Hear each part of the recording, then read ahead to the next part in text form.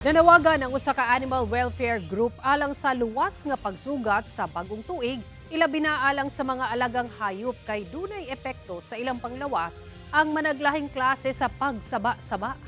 Ani report. Ang saba nga pagsugat sa bagong tuig, stress ang dala sa mga hayop. Sumala sa usa ka veterinaryo, mas kusog man gud ang pandungog sa mga hayop sama sa iro ug iring itandi sa tao.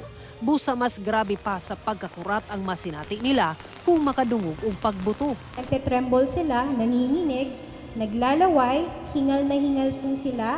Yung iba nagtatago, yung iba naninigas na lang, yung iba sobrang aligaga.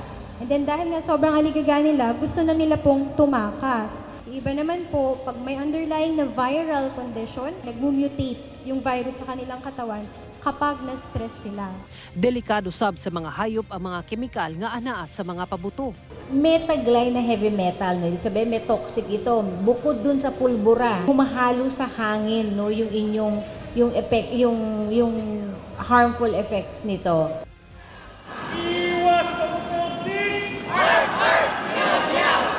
Busa panawagan sa mga animal ug environment advocates, likayan ang pagpabuto kay duna kini dili maayong epekto sa kinaiyahan, panglawas sa tao, lakip sa mga hayop.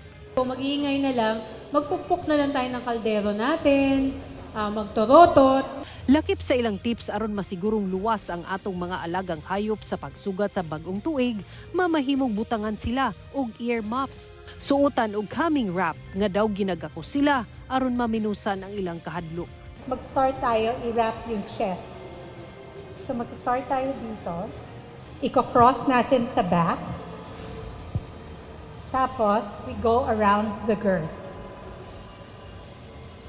Hopefully, umabot siya. Okay. So, ikot lang natin around the girth. Makailang beses. Kailangan nito mahigpit.